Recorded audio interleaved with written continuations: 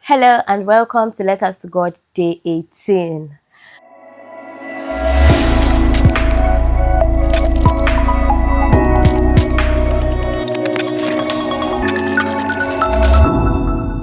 Continuing on our series of intimacy, we'll be looking at intimacy, the field of obedience. In the subject of intimacy is love, and we cannot talk about love for God without talking about obedience. In John 14:15, Jesus said, "If you love me, obey my commandments." There is something called love language. I'm very sure everybody has heard about it. Each individual has their love language. To love somebody in a way that they interpret as love, you have to love them by speaking their love language. I'm sure we all know this by now. When Jesus says, "If you love me, you obey my commandments," he is saying, my love language is obedience. My love language is obedience.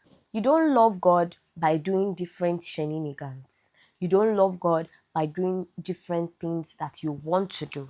You love God by doing what He wants you to do.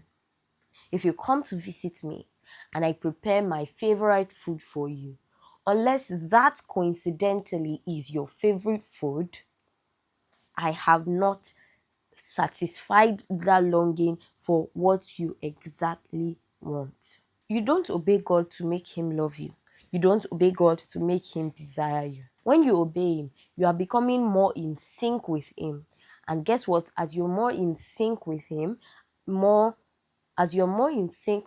the more it is easy for your relationship to flow. How do you build intimacy with someone whose words you flout every single time?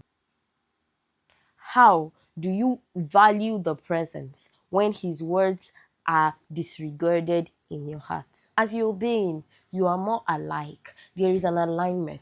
And as this alignment happens, your heart resonates with his. You understand his desires. You understand his language. You understand his perception. You see through his lenses. And that is the beginning of intimacy. You see a couple, people will say after some years, they look alike, they think alike, they can complete each other's sentences. What is happening? They are resonating with each other. They are in sync with each other. For you to get to that place with God, you have to obey him.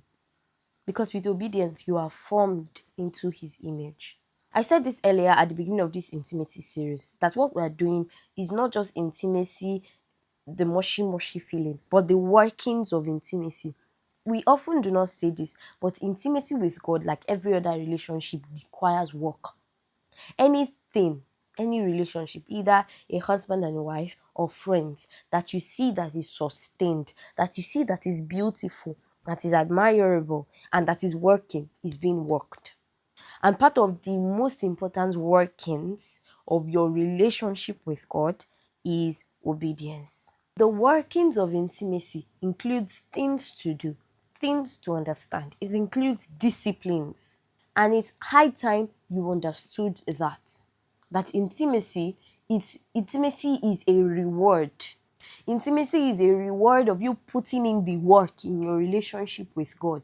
Intimacy is Intimacy with God is like what you see in a couple that have learned each other, that have learned to forgive, that have learned to grow together, that have learned to give themselves grace. And then you see a beautiful relationship and you're saying, God, when? It is work. So whenever you see somebody with a vital, admirable relationship with God, remember that there is obedience, there are sacrifices, there are disciplines. There are disciplines that has kept this relationship going till now. When you obey God, no matter how it sounds, no matter how it looks to others, no matter what people think, you become vulnerable with him. Your heart is exposed to him. Your layers of flesh, the layers of fear, are daily taken away. As you obey him, you are looking more like him. As you obey him, you are more vulnerable with him. As you obey him, your heart is in sync with his. Obedience is not doing God a favor. You are helping yourself. As you obey him, you are teaching your heart to trust him. As you obey Him, you are teaching your heart to trust His voice. As you obey Him, you are teaching your heart to trust His fatherhood, His leading. A very clear example of how obedience builds intimacy is the life of Abraham. We see that his journey with God started with an instruction: leave your father's house and go to a land I will show you. And all that we see in his life, him becoming the father of nations and everything, was all tied to that first simple obedience. Over the course of his life, we see different instructions that God gave him. And as long as he obeyed, he became closer. He became a friend of God. Obedience helps you resonate with God. God said of Abraham, can I do this thing without telling my friend Abraham? That was the kind of relationship he had with God. A friend of God even before Jesus came. Obedience will help your intimacy. Obedience will help your intimacy.